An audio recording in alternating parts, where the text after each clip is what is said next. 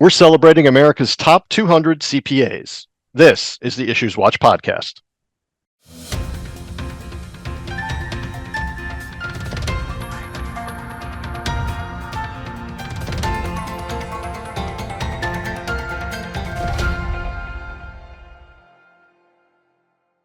Hi, I'm Don Meyer, Chief Marketing Officer at the New Jersey Society of CPAs, and welcome to the IssuesWatch podcast. In good and bad economic times, businesses need CPAs. Whether in taxes, auditing, or consulting, CPAs play a vital role in helping companies and individuals chart their course for better business solutions. Sounds obvious, right? But despite the vital role that CPAs play, sometimes they feel like the unsung heroes of the business world. Well, thanks to Forbes magazine, they're unsung no longer. Forbes has produced its inaugural list of America's top 200 CPAs, a compilation of the finest CPAs active in public practice. Here with me to discuss how this came together is Steele Rose. Steele is a CPA and a senior editor at Forbes, covering accounting. Prior to Forbes, he served as editor for CPA Magazine and CPA Software News, now CPA Practice Advisor.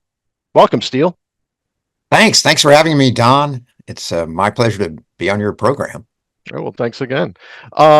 So many state-based business publications produce annual lists of top accounting professionals. Here in New Jersey, NJBiz does it on an annual basis.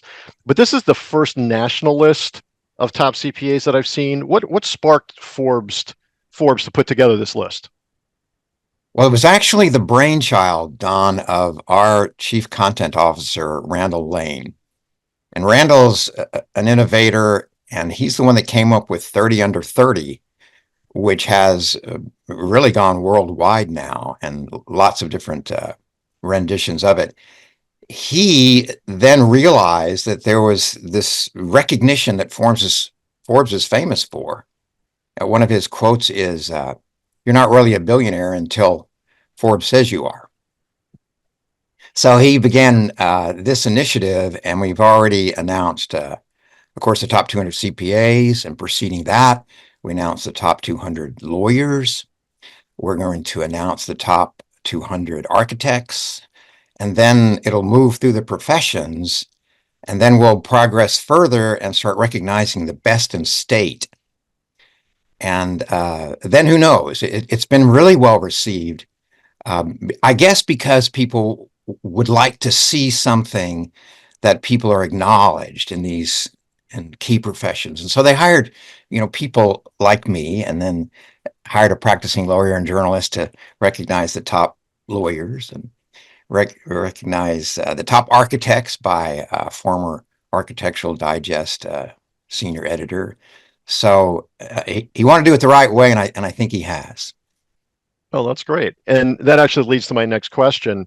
As a CPA, I think it's important to point out that you are a CPA. Did you think that it was important to create a list like this that celebrates accountants as the profession works to address the talent pipeline? We ask everyone what they thought the challenges were for the profession as part of the vetting process, which was extensive. And there are so many different issues going on right now. And of course, pipeline was probably the one brought up the most. But they also acknowledge several problems, issues, challenges, AI, definitely, private equity. And so we hired people to help us. And one was a candidate, a CPA candidate who will be going to work for one of the big four, to see it from his perspective as well. And so we have several answers that we want to provide in stories as well that are not going to be a panacea, because it is a huge problem, but definitely work-life balance is enormous. How we approach AI as CPAs, rather than outsource it, find our solutions and be the providers of solutions. And that should make the job more fascinating for more candidates. So you're right, pipeline is enormous. I think everybody brought it up one way or the other. But there are other problems. Sometimes we call this the Great Reset this year, including, Barry Melanson has announced that he's going to retire. So it's a new year in 2025. Absolutely. And a little bit later in the podcast, we'll talk a little bit about stories and the profession needing to tell better stories. But I think doing a top 200 list like this and providing recognition for those top CPAs and sharing their stories is a great way to reset the conversation and start talking about some of the positive aspects of the profession as opposed to some of the negativity that sometimes swirls around, not just accounting, but really any profession. Right, right. And it's an education. There's a lot of perception of how the United States economy works and where the CPA is. And as we know, it's absolutely essential, for our economy to work to have certified public accountants attesting to the fairness of the financial statements. Without it, this great economy just doesn't seem to work. And not a lot of people, even when I was doing my work, knew how valuable the CPA is and how integrity and independence are absolutely crucial. So we required absolute independence on everything that we did to make sure that nothing was perceived as anything but an independent selection of all these top 200. Yeah, I think CPAs and accountants are taken for granted a little bit. You don't really notice them until they're not there anymore, and all of a sudden you start to realize how important they are. So let's talk about process. How did you source the nominees? And if I'm not mistaken, I think the article in Forbes said you had about 1,000 nominations. Is that accurate? Okay, so Yes. how did you source the nominees, and then what criteria did you use to select the final list of 200? Well, what we did was similar. I was an editor and founder of a magazine called CPA Magazine, and CPA Practice Advisor, it's called now, before that. But at CPA Magazine, we would recognize categories of CPAs depending on what was going on, like best CPAs to know in a recession, best CPAs to know to represent you before the IRS. And always we would go to the state societies and the various organizations, whether it's National Association of Construction Accountants, medical practice accountants, certified internal auditors, you name it.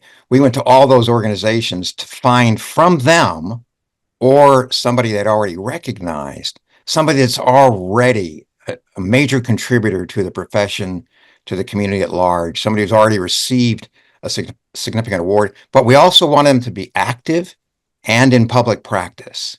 So that was the beginning to source, who did other people think should already be in this category of top 200 and that they were still active.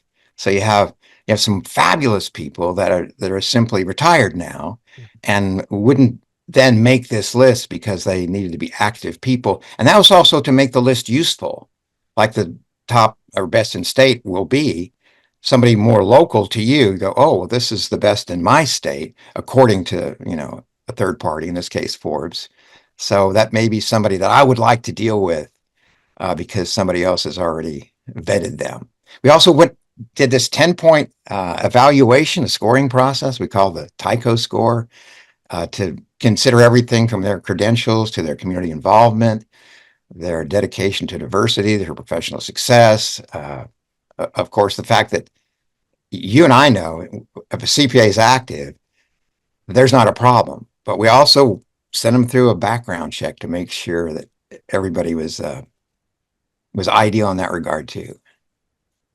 Right. So when you were, it sounds like you did a lot of research, and I can say that you did reach out, or representatives from Forbes reached out to the New Jersey Society of CPAs, and we submitted a number of suggestions, and there was quite a bit of a lag between the time we submitted those suggestions and the list came out. So we knew that you weren't just taking our word for it; you were actually looking into it. You were looking into those nominations, finding other nominees, and trying to come up with the best CPAs across the country. So as you were doing that research, did any of the stories about or from the top 200 stand out to you?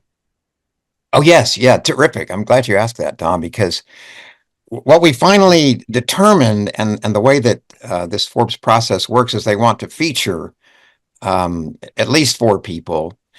And we did that for attorneys to sort of break the ground. And then there was sort of a theme.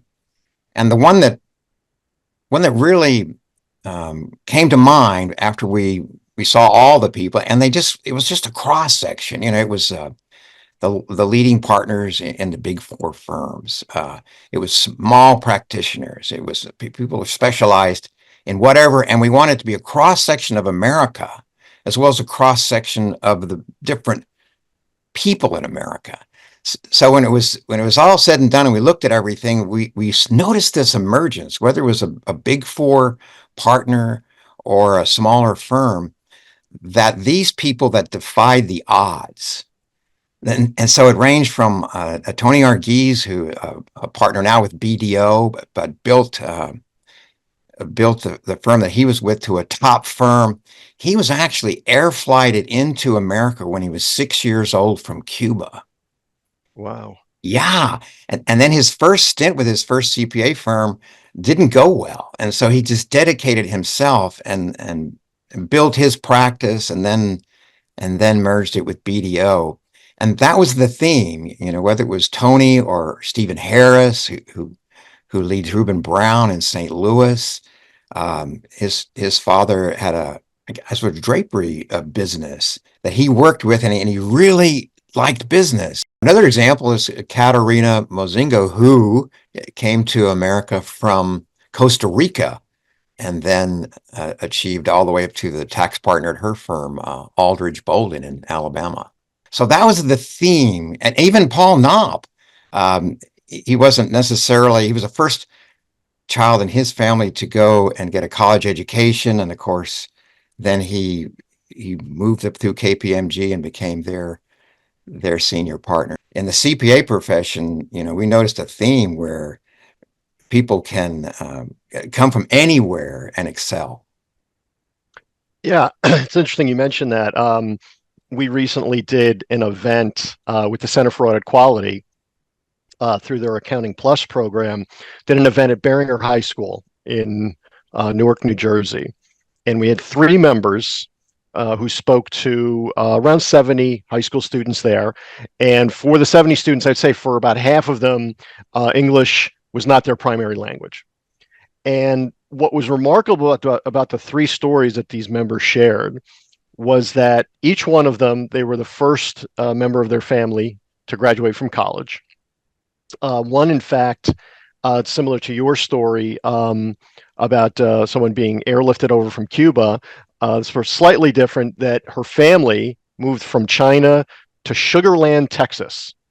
And she was dropped into a high school there, and she was told she needed to fulfill a certain number of credits.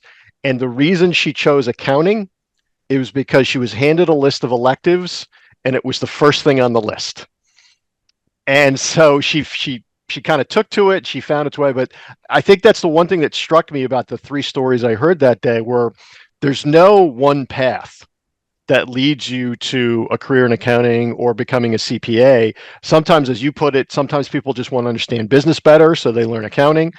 Sometimes it's the first name on the list, and then you end up choosing it that way. That's the thing that I find fascinating about a lot of accounting or accountant stories, is that no 2 stories is alike.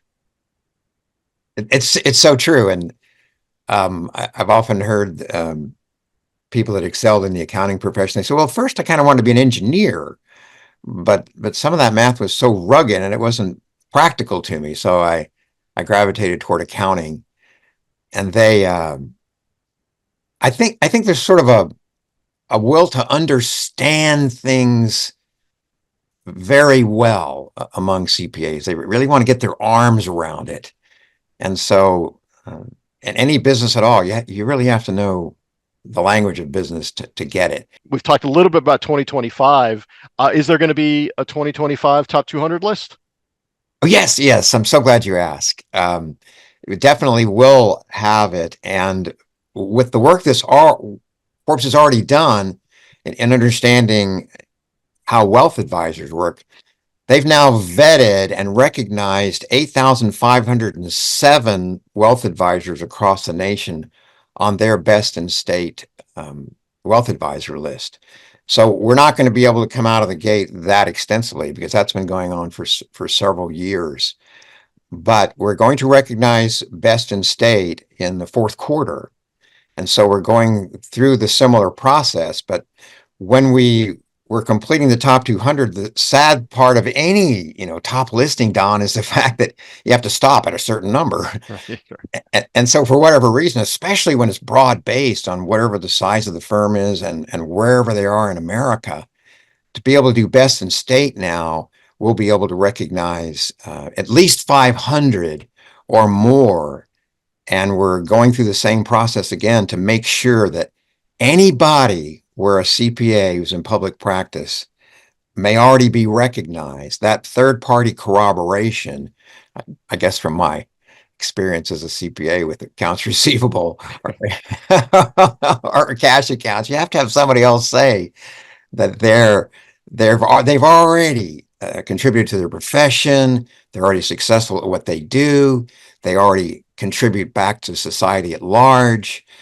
Their integrity is impeccable. Their independence is without question. So we go through that same process now to recognize the best in state to get that completed so that we can publish it at the end of this year. Terrific. Well, we really appreciate Forbes and you putting this list together. I think it's about time CPAs got the recognition they deserve. And I want to thank you again for joining us today. Well, thank you for having the program. Thanks for listening or watching. To check out the list of America's top 200 CPAs, visit Forbes.com/top-CPAs.